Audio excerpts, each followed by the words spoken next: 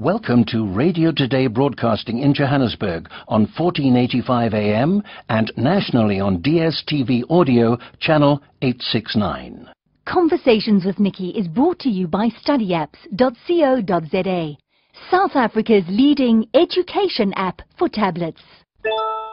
Hello and welcome to Conversations with Niki. Niki Seberini here, and it's fantastic to be with you.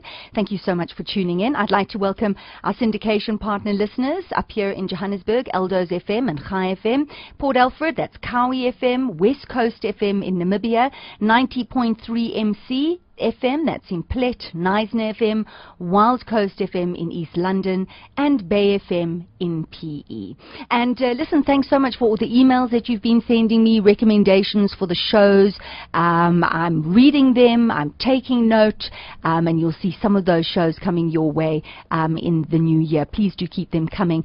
Visit that website, www.conversationswithniki, which is one word, and Niki is spelled Niki.co.za.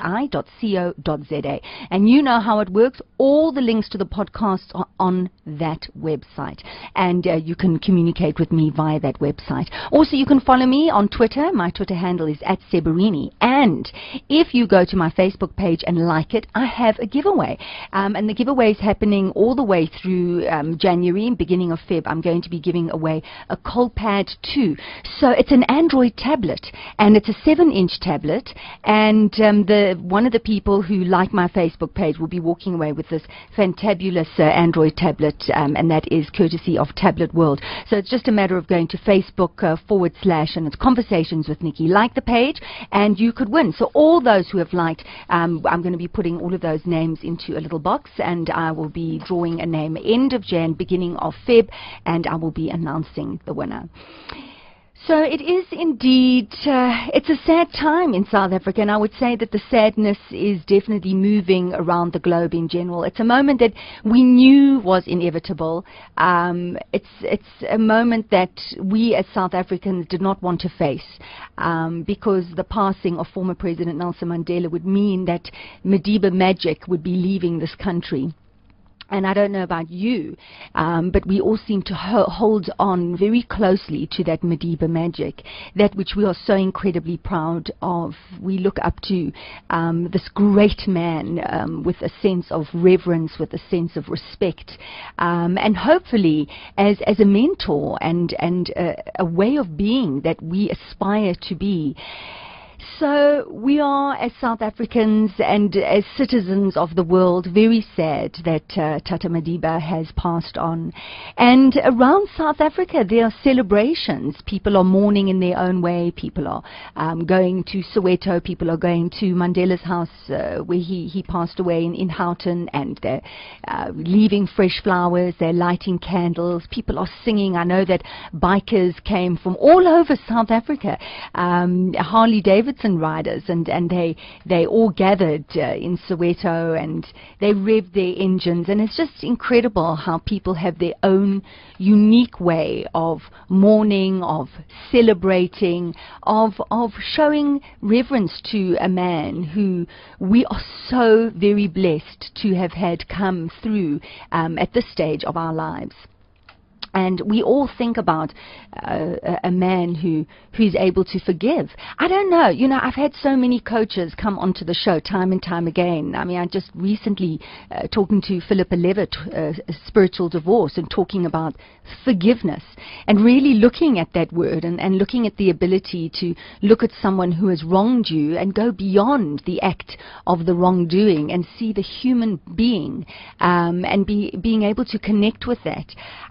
I just wonder how easy that is for you. And I think that possibly one of the things that we have to really realize with the passing of Tata Madiba is trying in some small way to carry that magic through, and let that Madiba magic live forever on the shores of our beautiful country. Well, it's quite fortuitous, actually, that I have this particular guest in the studio today, because she has worked very, very closely with the actors who have just put together a film which is getting rave reviews here in South Africa and around the world, and that is Long Walk to Freedom. And she's, you have seen on TV, and you've seen her on stage, and she has won so many awards, and she's also a vocal coach. So Fiona Ramsay, thank you so much for coming into the studio to share your stories, because you have really, up until this point, lived an extraordinary life. Hello, Nikki. Yes, it's wonderful to be here. I've led a life where doors have closed behind me and others have opened, and I've just taken the advice of some great mentor somewhere along the way of just walking through them and not being scared and not standing at the door and hesitating. And it's taken me into areas that I never thought that I would, that I would ever work in. And one of them is dialogue coaching. So, I mean, if you're looking at acting, I mean, people say it's difficult. There are not that many opportunities, and I don't think it's just here in South Africa. I think it's all over the world. You're following a dream, you're following a passion. It's not like getting a 9-to-5 job where you're getting a salary every month, which gives you a wonderful sense of security, but you're following this passion. With this fear that you're talking about, walking through the door, knowing that other doors are closing behind you, how long did it take you to get into the present state of being okay with uncertainty? Well, I think that as a freelance artist, you have to develop that ability. And faith. Is it faith? I think it's faith, but sometimes you've got actors who have great faith in themselves, but nobody else does, and nobody else considers them. So I think it's a constant balance of being honest with yourself, taking on board criticism that may be, valid. A lot of people, I mean, I'm also a casting director, and a lot of actors come in to audition, and I say, why do you want this role, and why do you think you can act? And very often, plainly, they can't. And they say, no, it's my passion.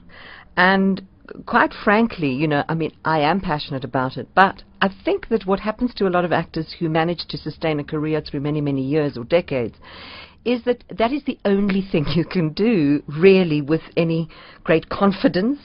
You kind of, whenever I go back to acting, and nowadays I act once a year, really, on stage, or twice a year, and I do a lot of appearances on overseas television, and maybe television here. But whenever I do it, it's like, that's what I was built to do. I'm designed to act. That's really, I feel when I'm acting, every sense is engaged. Your mental capacity, your creative imagination, it's a muscular act. Your body's involved, your voice is involved. So every single sense, your taste, your feeling, everything is engaged, and it's an extraordinary experience to be able to act, and even more extraordinary when people love watching you. So it's a kind of a double whammy in a way, and it's wonderful. Recently, I did a play at the Hilton Festival called Doubt, which was made into a film with Meryl Streep and Philip Seymour Hoffman, and I played a mother superior type of sister in a very staunch Catholic school in America, which still exists. And it was quite interesting because it's so different to me. It's a character that isn't something that you would just fit into the shoes of and sort of do standing on your head. What an extraordinary journey it was, and just doing it at the Hilton Festival and having this incredible response of people weeping and crying, and it was just remarkable. So that's what always makes it worthwhile, when you change someone's life in some small way. So if you feel like you've come home when you get onto stage, when you're acting, this is what you were built for, made for, why are you doing it so seldom? I think because the industry is in, you have to compromise yourself to do it. It is not lucrative. And has it not always been like this, Fiona? It has been, but not to the same extent as it is now. The salaries of actors have diminished rather than increased. And for example, I would be offered the same salary as I was offered in 2006. Well, why? How does that happen? Because it's not. I suppose the industry does not make that much money. It's not bankable. I mean, unless it's a huge franchise musical, and you can kind of, even then you can't really guarantee. And I think it's been an ongoing plight of actors all over the world. I mean, I was recently working on a film, The Giver, in Cape Town with Meryl Streep. And it's very interesting that I just played Doubt, which she had done. And for example, Jeff Bridges was in the film, and he's also a producer, and he's wanted to do this film for many, many years. And I was acting her role because her character appears as a as a hologram. And when we were doing it, Jeff Bridges said to me, and the producers said, you know what? We did not need Meryl necessarily for this picture. We could have done it because he's a very big name himself. And they said it once or twice, and I let it slide. And by the fourth time they said it, I said, well, why don't you fire her? You'll save yourself a lot of money. And what I've used that story or anecdote to show that there are some actors that command an enormous amount of money. And it's a bit like have and have nots. We do not have a film industry in this country where our actors are paid extraordinary amounts of money. I think actors earn the most in the arts industry probably in soap opera. Because it's a regular job. It's a 9-to-5er. Yeah, it's a 9-to-5er, and it's also guaranteed income because it's a contract. Most plays, you sign a contract for run of play. Now that could be 4 weeks, or it could be 6 months, depending on how well it does. And are you earning a salary when you're going to rehearsals? Rehearsals usually are at a half rate. Okay. A bit like on a film, if you have a call rate, or you do a global kind of fee, but a call rate, then the days that you aren't working, say you're on hold for 3 days, that would be at a half rate. But I love theatre. I do it once a year. I used to mount productions myself, produce them myself under the banner of Troupe Theatre Company, which we started when we were at UCT. But that's become more and more arduous because you're taking such a massive risk. When we came out of drama school, you could hire a theatre for 5,000 rand a week.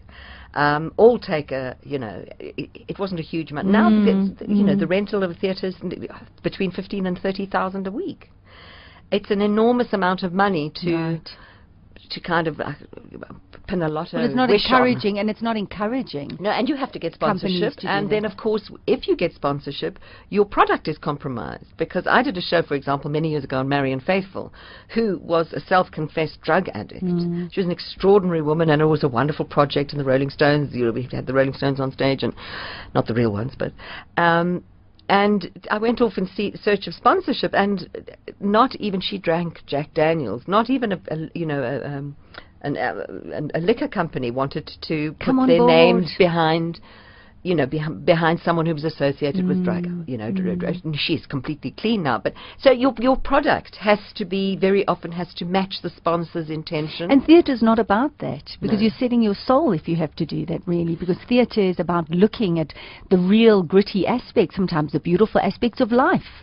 And you may not be able to link a sponsor to the story, which is ridiculous, Fiona. Yeah, I think the point of theatre is to examine issues of society that are not palatable very often and are brushed under the carpet. And so, what has happened a lot is product placement in all. It's a kind of a marrying of business, advertising, arts. So if you do a play and you get someone to sponsor you, you have to have that product, on like a visible box on of stage, particular cereal on the table. Exactly, something like that. And I did I've always seemed to the elements that fascinate, or issues that fascinate me in the world. I did a cabaret once called Fag-Ins. It was when the smoking laws came in, where you weren't allowed to smoke anywhere, and it was a wry look at I looked at smoking and why it had come about and what it was and what people gained from it. And because, in the 40s it was totally glamorous. Everybody, I don't know if you've ever seen Mad Men, that television series. Well, everyone's smoking. The whole time she's holding a baby and she's smoking, she's stirring food. I'm not saying that that's what, we've come a long way, and of course it's detrimental to your health.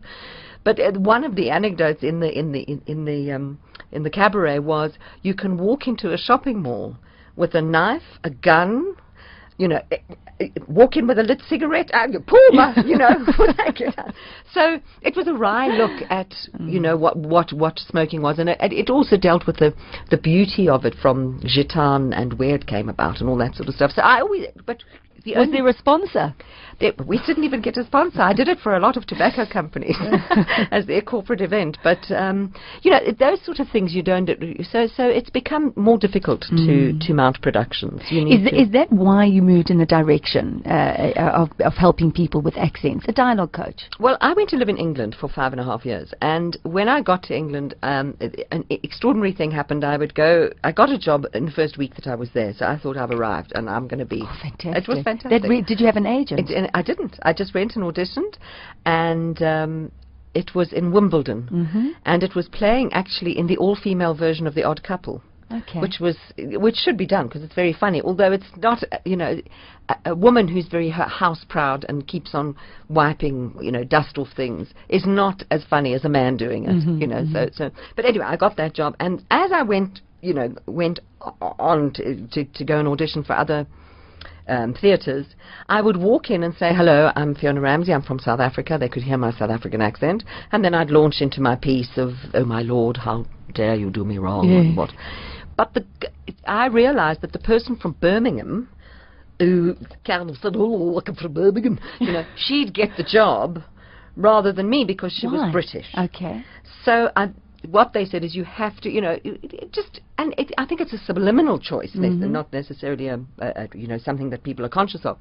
So I went and I had to go and eradicate my accent. I wanted to learn how I could, without being a character, without actually saying hello. Walking in with the South African accent and then giving them the accent, so that they want actually be that person with the accent. Okay. But not the character. Me as So I went to a coach at Lambda, I think, or Central School, and it was very interesting because when the film Emma came out with Gwyneth Paltrow, I was in the cinema and I was sitting there and I went, "I know this voice. I know it," and I kept on closing my eyes. And when the credits came up, it was my coach, and she had imitated her so much that she was really just imitating Barbara. And so I started becoming fascinated with what happens to you when you speak in a different accent, because the more and more English I became, the more I lost my South African sounds. What you lose with sounds is a whole range of cultural ways of expression. Really? So what changes were happening in you? For example, if I would come in and I'd been to a concert, and I'd say, "Oh, we went to this concert, it was amazing," right? If I was English, I'd come in and I'd say, "Oh, we went to this concert last night, it was amazing." Can you see? It's not the same. It doesn't have that. The one was inward and the one was more outward. Yes. And so with English, I always say with you, as you adopt another culture or act, which is a cultural paradigm, an accent, really, it's which is how I teach accents. So what happened is, the more I became British, the more I lost becoming my Fiona-ness. Right. And so it started interesting me whether it's possible to do an accent and retain your Fiona-ness. I mean, Meryl Streep does this brilliantly. You always know it's Meryl Streep. You know. You don't ever turn it on and go, for example, Geoffrey Rush, sometimes you don't know it's him because he's so sort of mutable. And that also becomes an issue. Is it important to maintain for the audience to know that you are Fiona? Question, absolutely. And very often with me, for example, Delirium, and even in this, the Doubt that I did, people said you're completely unrecognizable. Now, for me, that's the kind of acting I enjoy, where someone can pass me who knows me terribly well and not realize that it was me, because that's, for me, the true craft. But of course it's become much more, the Kardashians and all that sort of stuff. The more recognizable you are, the more the commodity you are, the more of a brand you are that is always identifiable whenever you're seen, But I think something's lost in that process. But how are you responding, and how do you think fellow actors are responding to this world of brand? So you're not just an actress taking on different roles and going and auditioning, but branding yourself is so important. Being out there, networking, the social network. I mean, it's added a completely different dimension to everything. Some actors adapt well to it, and some actors don't. Most actors that I've met, and I did a workshop with Al Pacino at the Actors Studio.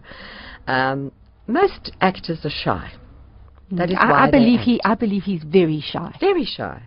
Most actors are. Tim Robbins I've worked with Orlando Bloom, most of them are very, I wouldn't say introverted, but they're shy. They're not people that want to be public. How they express themselves is through their craft. Most of the actors that are celebrities are people that are not necessarily, I'm not saying not, but not necessarily interested in the craft of acting. They just want to be famous. I mean, I meet hundreds of aspirant actors who say to me, "I'm dying to act." And I said, "What do you want? Why do you want to act?" "Because I want to be a celebrity." Yeah. Well, you don't have to act to be a celebrity. No. You Well, just appear in a sex yeah. video and you And A for away. Well, you could just put yourself on Facebook in various poses and you'll be a celebrity. It's incredible, isn't it? So I think that Andy Warhol's world of 15 minutes of fame is what has become a reality. And, you know, I think it's a constant, yet another constant battle that one faces. I mean, you may not be, the person that is chosen to play a role may not be the best actor for the role, but they have such a huge following. Pulling power, that, and that's you what know, it's let's about. just use this person. Well, look at what just happened with the movie Long Walk to Freedom. I mean, there was a huge uproar, and also with the Winnie Mandela movie that's about to come out, that you don't have South African actors playing those roles, that you have to go over and you have to help with vocal training. Whereas if they'd come to South Africa, surely there's a wealth of talent that could have played that role. I haven't seen the movie, and I believe he's outstanding. But you know, is it that case? Well, I think that the thing is that it's really to do with financial logistics, because you need to get a distribution, which is the most important part of your film. You can have a film that, you know, film's beautiful and sits on the shelf and is never distributed and never seen. To garner the funding needed to make the film, you need to have, for example, a lot of films have Swedish, Danish, French, American, English, and then they'll get money from all those countries to make the film. With the casting of Mandela, there was a lot of flack about it. Interestingly enough, I mean, I don't know whether, I'm sure there is a South African actor that could have played it, and in fact there is a South African actor playing him in a film that's been currently filmed at the moment. But he was incredibly tall, Madiba, and they did look for actors of that height. But also, I think a very important facet is that because, and you mentioned it at the beginning, at the outset of the program, you know, he was an extraordinary man, and I'd quote Shakespeare, the like of which we may never see again. He was an extraordinary man that we all, I don't know that an actor wouldn't have held him in too much reverence to be South able African to actor? play him, because you're so conscious of how much he means to various communities, what he means, how do you portray him to be all things to what everybody knows about him. Whereas someone from the outside, well, that's, you know, I have to say that Idris, the first time I met Idris, we went for dinner. He's an exceptionally charming person, but he is from Africa, and I think that makes a huge difference. He is? Really? I didn't know that. Well, he was born in London, but very soon after his parents left, his mother's Ghanaian and his father's Sierra Leonean. So he has a very strong connection, and he's a remarkable person and a remarkable actor. I mean, I've worked with so many actors that, you know, that have come in to play South Africans, and some are successful and some aren't successful, you know. It's just, some can do accents, some can't, some are arrogant and don't really want to know anything about the culture. He was really not that. He was remarkable, and he knew it was an enormous task. And Naomi was exactly the same. But so what was it like working with him? I mean, you know, I mean, it was filmed at a time when Nelson Mandela his health was declining, and the world was, in a way, preparing for his passing. And here you were making a very, very important movie. He wasn't South African, and he's taking on this huge role. So, I mean, how do you start working with someone? Was his accent good to start off with? I mean, it must have been if he had been cast. No. Well, I think that what tends to happen is actors, when they hear they've got a role, they try and listen to staff or get hold of someone that's South African in England or America or wherever they come from, or they go to a coach somewhere else. And when I'm approached to do a film and they say, Fiona, the actor wants to start coaching now, I say, well, get him, we'll do Skype, or her, we'll do Skype, because 9 times out of 10 I have to undo what the other person has done. Because when you hear an accent, you hear it differently when you're in a different environment. Also, the nuances of a South African accent are very, very, I mean, the South African accent is the hardest accent to do in the world, because we have 11 official languages. In Nigeria, they have something like 400 dialects. And obviously in Britain, they have loads of different dialects. But they're all the same root. in South Africa, we have so many languages from different roots. I mean, you've got isiXhosa and you've got Zulu, which are Nguni, and then you've got Sepedi and Setswana, and then you've got Setsonga and Chivenda, and then you've got English and Afrikaans. So when someone phones me and says, I want you to coach a South African accent, I say, whoa, what South African accent? I would never coach any vernacular language on my own. Mm-hmm. English-speaking South African I would do, and even with Afrikaans-speaking South African, I would get another coach in that's fluent in Afrikaans too. I always think 4 ears are better than 2. Mm-hmm. You also get used to a sound. So on Long Walk to Freedom, a student that I trained at the Market Theatre Laboratory had taught as an actor. She's an actress. I asked her if she'd be interested in being a dialogue coach, and this was for Winnie, the film Winnie. Mm-hmm. And I coached her because that's what I aim to do, is to coach people in all languages to be able to teach accents. Right. And I have a school, Speak Easy, which does that. Mm-hmm. But so Nomboniso Paile was the isiXhosa coach and advisor for this. So I called myself on Long Walk to Freedom the dialogue consultant, mm-hmm. because what I wanted to create was a soundscape of South African sounds. South African voices, when you listen to them, are warm. We have a warmth. There's a warm timbre no matter what accent we speak. Well, that's what when you used the 2 accents a little bit earlier, it was that outward.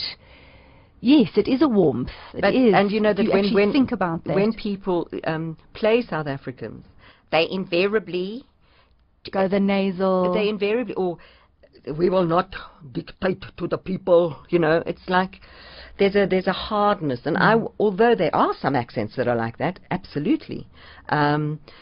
I wanted, for the purposes of the film, for there not to be baddies and goodies, but to portray the history as it was.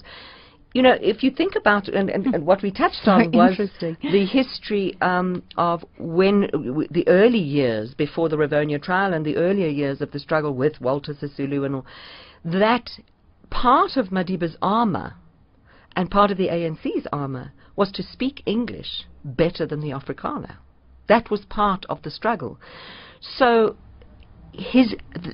I mean, even if you've got recordings of Oliver Tambo, I mean, his absolute wonderful way of, you know, it's just his relish of the language. And Madiba in Long Walk to Freedom explained that he was an Anglophile. He loved English and loved the accoutrements of English, not necessarily as oppressor or not colonialism, but just the language, rich, and he loved Shakespeare, and they read it on the island and that.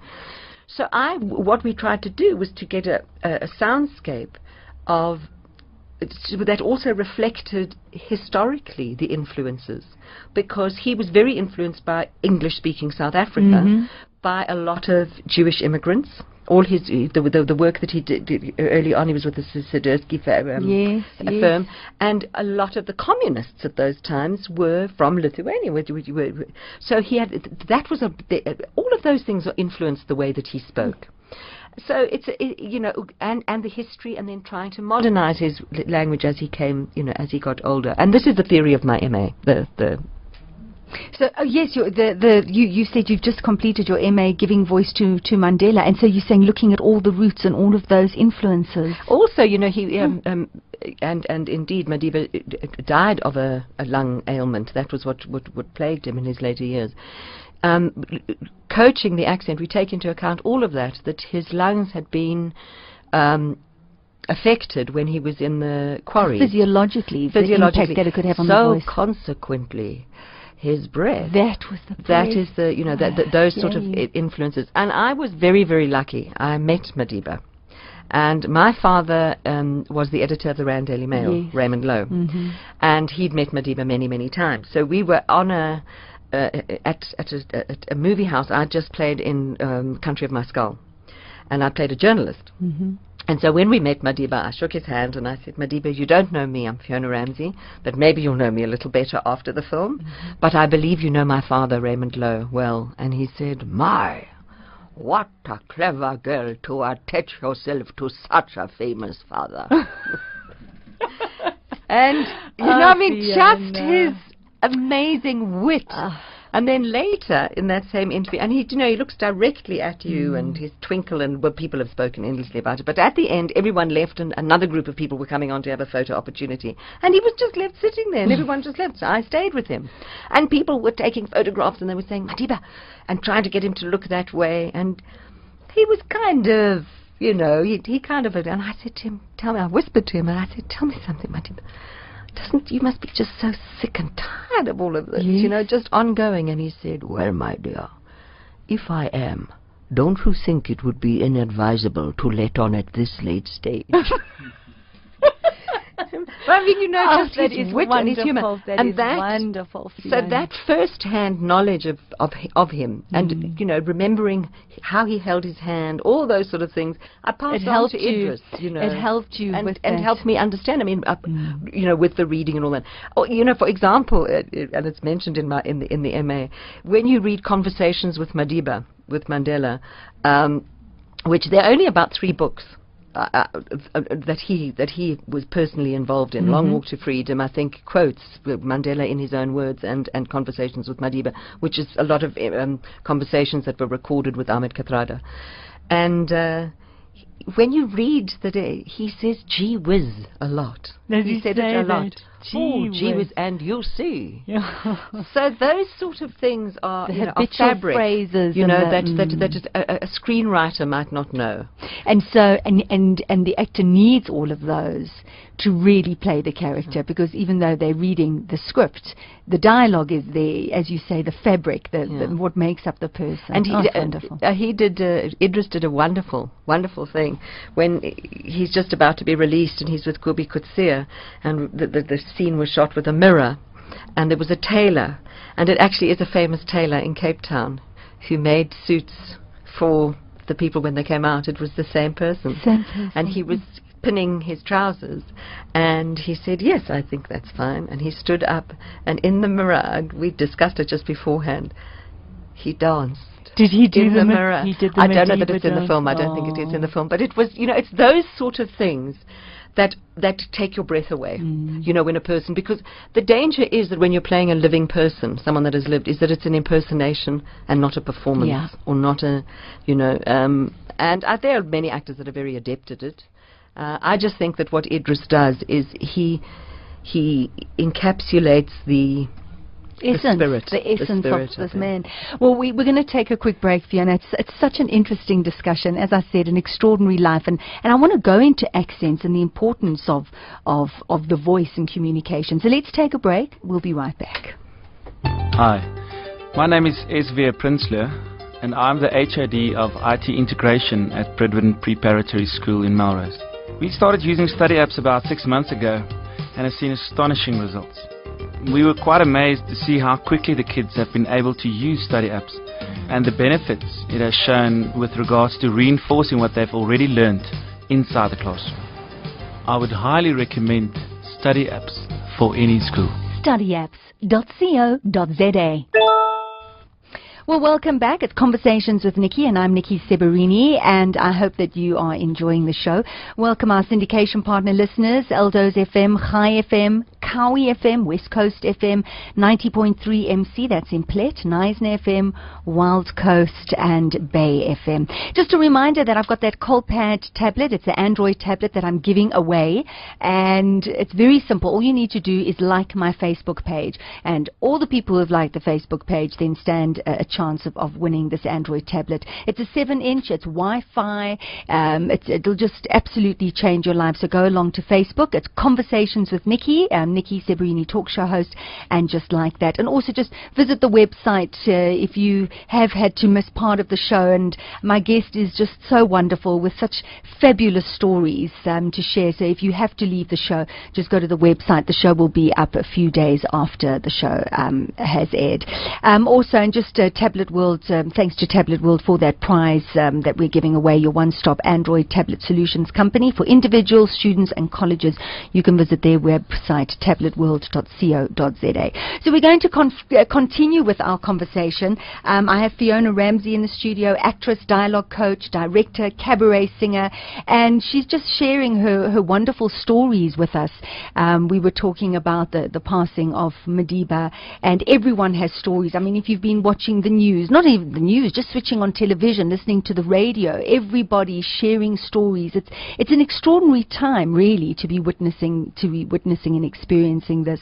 So Fiona, for you to be sharing the story of working on Long Walk to Freedom and working with the actor Idris Elba, who plays Mandela, especially now, because I believe that it was the opening. It was in London, and they'd all just finished watching Long Walk to Freedom when Anat Singh had to stand up and announce that Mandela had passed away. They had a screening here, I think, on a premiere, which I went to, but had to fly back to Cape Town that same night, unfortunately. Musa and the Shaker, yes. I couldn't see the whole film.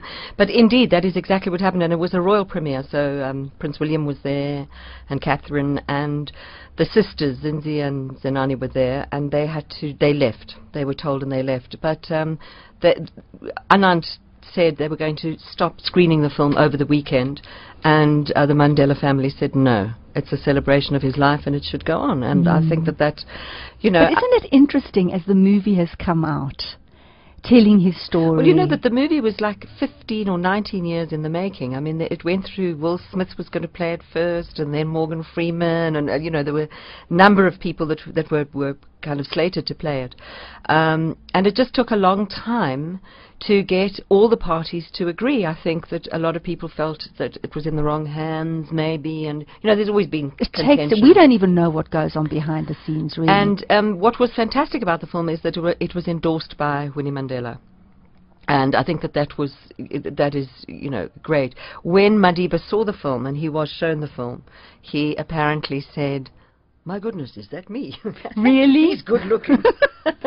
Which was fantastic. But yeah, it was a great honor to work on it, and I think, you know, we cannot underestimate what, you know, the passing of Madiba and what it's meant to every single individual, because he touched us in so many different ways. And I found over the last weekend that when I was actually going to bed and I heard about it, and so I lit candles, all the candles in my house, and I poured myself a little honey liqueur and watched the coverage. And what was extraordinary is the coverage has been across the board, global. That's it. But all wall over. to wall, everywhere, Russia, China, you know, every Al Jazeera, and I think it's an extraordinary event. And I found myself crying in certain moments. And then, you know, laughing, crying, all the emotions, and it's shared emotions. Everyone is feeling these emotions. And this is what I find so interesting, is that this world, it's the realization of just how small this world is when you see how wall-to-wall coverage of Nelson Mandela on every TV channel, radio channel, station as well. But how people are lauding this individual who was able to rise above, who could lead through example, who could forgive, who could do all of these things, and that's what we're celebrating. And yet tomorrow we can forget about it and go back to business where we're doing everything opposite to what we're celebrating. I find that so strange. I have a great optimism about, you know, I mean, about Mandela's passing. I mean, it was inevitable. We didn't want it. It was expected, but not wanted. But I think that with his passing, I think it's now people have a duty, a responsibility to live in his name and to live by the tenets of his beliefs. I think more so than while he was alive, in a strange way. I think what he stood for, to carry it through. The legacy of... Yeah, I mean, you know, never and never again, you know, all those words come bubbling forward of all the things that he said in the world. And I think that hopefully it will, it will affect everybody. But, you know, to come back to the film, what you've just mentioned, the very wide exposure of people to Mandela means that everybody has an image. So when an actor is taking on that mantle to try and portray it, you know, it's very difficult, because he's not, the collective consciousness is not necessarily the same image, right? You know, obviously in a lot of ways it is, but so that was a great challenge for him. But you spoke about a little while ago about this MA, giving voice to Mandela, and spending many, many years writing this, because you've done a lot of studying, Fiona. You haven't just sat down and thought about accents. You've studied it, and you've brought all of that into your courses. So, I mean, when you're called to work on a set with actors and companies as well, helping with just communications, you know, you've given a great length of time studying this. I think it's, you know, when people ask me, like, what are the attributes I have, I'm insanely curious. I'm curious about every single thing. I want to know. For example, I was auditioning for a vendor speaking role at where I'm casting at Scandal, and so I went and I got the script translated into vendor so that I could, and I said, excuse my vendor, excuse it, it's not going to be perfectly pronounced, but at least you're going to get a bit of a feeling. More than one of the actors said, please just speak English, which I understood, and I don't, took no offense. But, you know, that's part of my curiosity. Yes. For me, I want to be able to communicate. You know, if you think of what my job is, or calling, whatever you want to call it, is to communicate ideas, to communicate things that maybe people don't know, to impart knowledge about stuff that people don't know, because that's the only thing in the world that makes us fight, is our ignorance of another, of something. You know, it's not necessarily right or wrong, but so it's a kind of a bigger thing that that I see myself involved in. I'm not there to be. It's wonderful to be a celebrity and get in through the front door first, or get a table at a restaurant, or get free tickets. But that's not why I'm doing it. What it's for you. You know, for me, it's communication. So if I can speak as many languages as I can, then, you know, I can communicate with more people. And it's, you know, it's so. When I became a dialogue coach, or when I first worked on a film, I needed to study the IPA, the International Phonetic Alphabet, which I don't, in my way I teach an accent, because so few people have an understanding of it, and because it's based on English and colonialism and RP, and which comes with all its problems. I like to train in a way that is accessible to the particular artist that I'm training, or particular person. So you change it? I change my... Okay. So that is the most important part of... I don't have, like, this is how I teach an accent and this is how you do it. And that's why I would never put it onto a website and just say, well, this is it, and follow these steps and you'll be able to do it. There's sort of basic steps you can do. But each person, each actor progresses at a different rate, assimilates at a different rate, assimilates different things. I mean, a lot of actors... Because we're experiencing it differently. We all experience things differently. Yeah, it's not a collective kind of... Also, a lot and a lot of actors a lot of actors are written... I never knew that. Yes, a lot of actors, because of right brain, left brain, and that sort of thing. And which kind of, I mean, there've been many, and it's not scientific, but it leaves a hole or a gap in your head for creativity. You know, sometimes when you don't make those linear choices, when it's, you know, you're more creative. But so very often in that instance, a written tool, my phonetics or phonetic alphabet, is actually just totally confusing to the person. They want to hear it, they want to feel it, and they you know, want to the sound other thing that's interesting about teaching accents is it's an extremely private part of an actor's process. And in my research, while I was writing my MA, there are no accounts of dialogue coaches coaching an actor.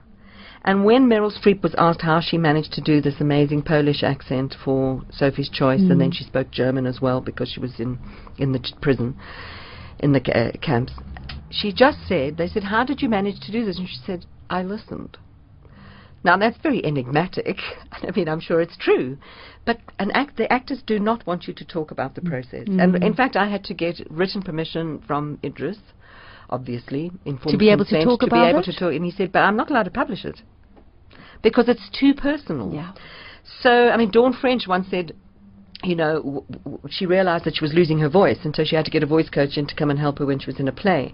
And she said it was such an intrusion, she wanted to tell this voice coach to buzz off. Well, because voice this is a tool, an actor's tool. And it's also so related. It's and sitting it's in this chakra. Yes. It's, you know if you pick up the phone and someone says, hi, how are you? You know they're sick, or they're upset, or they've heard bad news. Yeah. And it's not that they're acting, it's just your voice conveys so much.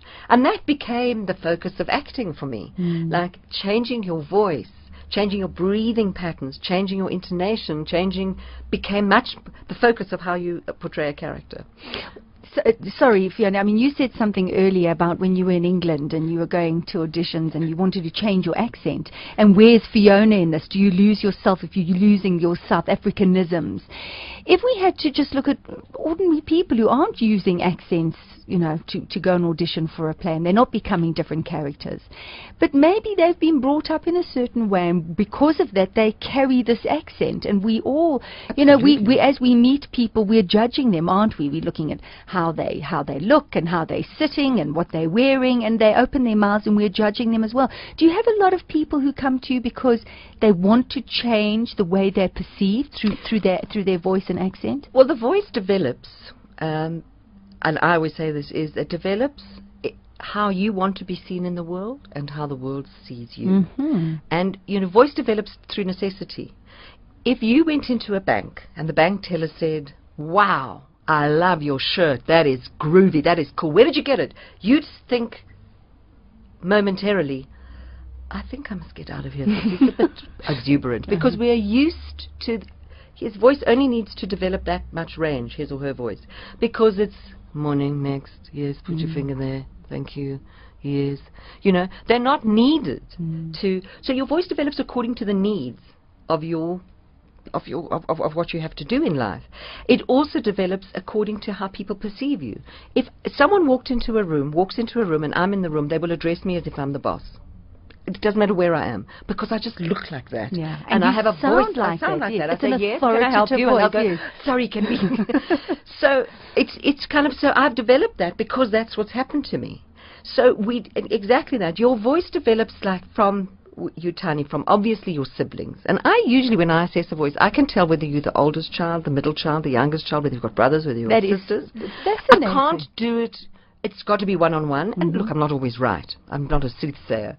But you can hear the timbre in the you can hear things. You can hear whether a person's had gone through some terrible trauma in the you know, and you can usually pinpoint. How do you pick that up? Because it's so difficult to even, it's almost is it a breathiness? Is it I've tried to pinpoint it because it's an intuition of speaking with voices.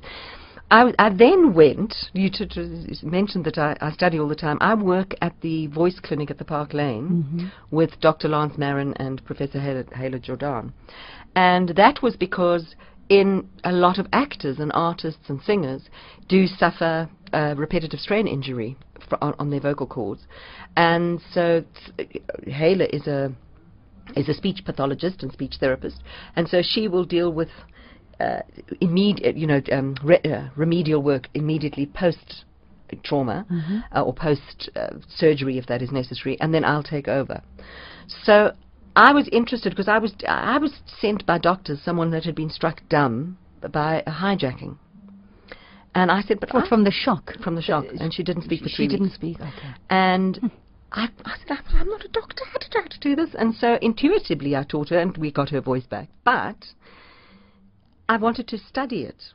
I wanted to study further. Why was I doing the right thing? So I went and I was going to enroll at Wits to study speech therapy because I thought I might as well do it. And the advice I was given was, darling, you know, you're going to just be a very old speech therapist when you graduate. You'd rather come. And I attended lectures, and that's how I got involved with Hala, and that's how I got involved in doing my MA. And in fact, what I wanted to do for my MA, but it's too big, and maybe I'll do it for a PhD, is to measure different accents and voices and see whether there's more damage to the vocal cords of certain languages or accents, because certain languages are glottal, and certain languages like Hebrew is glottal, Afrikaans is glottal, Cockney is glottal. So, but it's much. If that would do more damage to the vocal cords. If ultimately does it do more damage, and how does it affect the timbre? But it's a fascinating subject of how the voice develops. And in fact, I have a lot of private clients that are not aspirant actors. I have actors, voiceover artists. I train a lot of people that do public speaking. People in government, and it's extraordinary how the voice liberates you. Because we spend for hours on our faces, our hair, we wear Gucci, we do this, we have our hair highlighted, shaved, we wear the right clothes, we do everything, and we open our mouths and we talk like this. Well, look at David Beckham.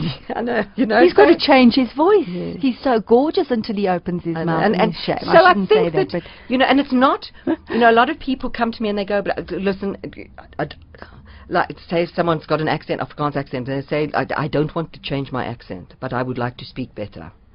Then I will use their natural quality and just, it's called, I don't like to call it neutralization because it suggests that what you're doing is not good enough.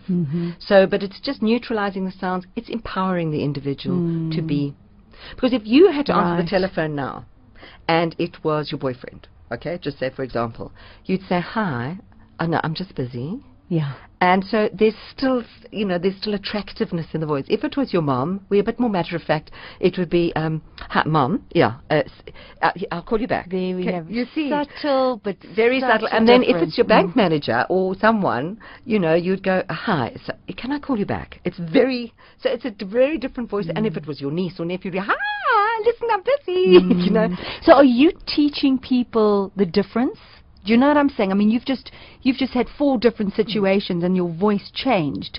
Is that what you're enabling your clients to do? I'm teaching people to be much more aware. It's a consciousness. Okay. It's kind of vocal consciousness, and to vocal master empowerment. it. And to master when you want to do it. I mean, for example, I don't want people to. You want to be empowered to have a voice and to be authentic. Yes, it's got to come from an authentic. And that's the problem with a lot of voice coaches is they teach people how to speak like that. And that is, I mean, even if you don't see me, it looks sore. Yeah. Because you're contorting your face into, you know, people that sort of say, well, today, it's not genuine. You don't listen to it, actually. And people pick it up. Absolutely. You know. And you know, it's not that there's a better way of speaking that it's English. It's got nothing to do with that. It's just, I call it a central or neutral placement, medial placement in the mouth. Because if the sounds are in the center of your mouth, you know, the sound that you make is optimum. Fiona, I mean, you just spoke about hearing someone's voice and you could tell a lot about the person just by their tone of voice. Let's look at politicians for a moment, because I mean, we are swayed by their voices, aren't we? I mean, we look at Churchill, who was a fantastic orator. I don't know how wonderful his voice was, but certainly standing up and the words that he used and getting a whole nation to agree to go to war.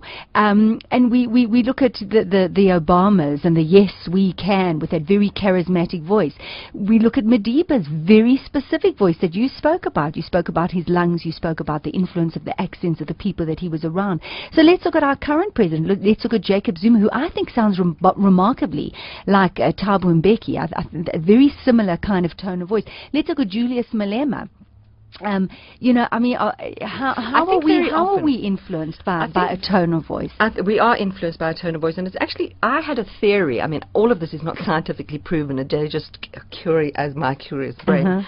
But if you look at Madiba's voice and the quality of his voice, because he was in prison for 27 years, a major part of his life, and because he spent a lot of his years studying and in the movement with men, because women didn't have the vote then, and women were not it wouldn't have been meetings for the early ANC or the PAC with women. I mean, although there were women that were part of it. So he was in a very male-oriented environment, and specifically when he went to jail.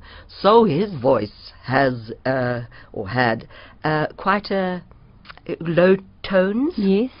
It's difficult to say low that's what or men high. Relate to, but men relate to the low tones, don't they? I think women do as well. Okay. Some women like a man with they say, oh, look at Treasure Shabalala. Hi, you know. It's like, but if you look at migrant labor in South Africa, where most children were brought up solely by females, and you can hear that in Jacob Zuma's voice, for example.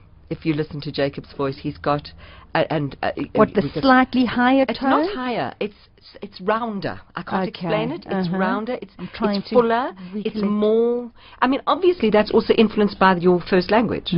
I mean, for example, if you speak isiZulu, it's much more chest oriented. So it's angaz ufunani. It's you know, it's like a mfuna. Izimtlebe. Can you hear it sort of thing? Whereas if you are a Setswana, Sepedi, or Sesotho speaker, Dumelang le kae re teng. It's made far more in the nose, in the it's head a little bit resonance. more It's nasal. okay. It's like, you know, Chinese. When we listen to Cantonese and Mandarin, if I ask you to do that, we would go, I can speak Chinese. We go hi, Yes. because that's our perception. I'm sure 6 million Chinese don't all sound high pitched to themselves. If I say to you speak Russian, you'll immediately say, do you want vodka? Yeah, go very deep. So, but that is because of where the voices are placed and where the voices are made. Voices are made back in the throat, forward in the minute. They're made. You use more head resonance, more voiced consonants. I mean, it's quite complex. Vast. But is there something that we respond to more? Are there particular tones that we as a group of people would respond to? Well, for example, if you take the sound E, I'll just use the sound E. So you've got, if you say, we weep and feel, just say that, okay? So you've got, we weep and feel, okay? So if we keep our mouths like this, and it's, we weep and feel, in any accent, we weep and feel, we weep and feel, I'm just doing any accent. Yeah. If you drop your jaw on the we and make it 2 notes, we weep and feel, we weep and feel. Can you hear the difference? Absolutely. So it's rounder. It's rounder. It's so softer. They call it. It has been called the formant. A formant is where the mouth is in the optimum way of holding your mouth to make the most of your petrol, which is your breath. And usually it is not speaking like this. So that's harsher. So if we had to try It's and not harsher. It's not harsher. It's just not. You're not using as much music. You're not using as many notes as you could. So the second one you used more, and it just sounds better. But it's I not want to listen more to English. It's not English. I think confidence plays a huge part in that, because if you're confident, your voice will automatically not emanate from your throat. It'll be further forward. I mean, you mentioned Obama recently. Now, if you think of American, so just say, I want you to put it on your lips and say, hi, my name is Niki. Hi, my name is Niki. Okay, even go and put it right on the front of your mouth. Hi, my name is Niki. There we go. So what happens is some languages are in back in the throat. So the confidence of whenever you say, well, he's American, what do we think of with Americans? Loud, confident, overbearing, all those sort of things. And that's because the sound is right close to the mouth. It's right close to the opening. So yes, we can. As opposed to Malema, you mentioned saying it. Yes, we can. It's here. And you see, and it's not the accent. No. I don't want to get it. No, accent. it's the voice. It's the actual voice. But you know, there are a lot of people, for example, that change their voices according to their electorate, according to who they're talking to. So, for example, if I'm talking to a bunch of students whose first language is Seswati, right, in Nelspruit, I am going to pepper my language with as much Seswati, Zulu, as I can, and I'll probably speak slower. I'll probably use simpler words, you know, but I'm not being condescending. I'm not saying that I'll go, now you see. You're speaking so you understood. I'm speaking so I'm understood. So if I'm talking to, doing, and I do a lot of MC work and, you know, keynote addresses on communication and that. If I'm addressing like Rand Merchant Bank, I'm not going to, I'll probably speak posher. Yes. Do you know what I mean? It'll just happen instinctively. I'll probably speak a little more as if, and the words I'll use will be more erudite, and they'll be a little longer because they're bankers and because, you know. So we change how we speak all the time without knowing it. And that is the empowerment of being able to speak. So if you are appealing to rural grassroots people, you're going to speak like that. Do you know what I mean? You're going to speak in a way. For example, in Sepedi, particularly in Limpopo area, there are no THs, obviously, in a lot of vernacular languages. So instead of it being this and that, it's dis and det, right? Which happens in languages, French, German. But you're going to push that if you're speaking to if that's your electorate, because people that speak like that then get empowered to say, well, I have someone's representing me. They're talking like me. It's not, oh, so this will be this and that, It's like it's foreign. So, you know, They voice... can see themselves to a certain extent in that person through that. And that is It's not a mirroring. It's not a mirroring, Well, but it's a... Is it? It is a mirroring, and it is a... one would put one's vote in that person's hands because they are representative of you. So it's not mirror, but Fiona, representative. it is really, really, really fascinating. Listen, our time has flown. I've never known an hour to go quite so fast. When are we going to see you in the theatre? When are you going to be appearing there? Well, we hope to bring Doubt to Johannesburg, and it's really a fantastic play. It's got Fanise Wayiza was in it. She plays the mother of a boy. I play, and there are two nuns, and Jana Ramos Violente, who was recently in Venus in Fur. She's a remarkable new talent, and James Alexander's in it. So we are hoping that someone wants to see us here. That'll be one. And you know, I've always got things up my sleeve, always.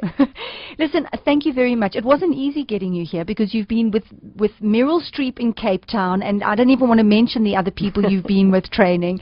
As I said, an extraordinary life. So thank you, Fiona, and I'm hoping you'll come again and share more stories. It's been wonderful.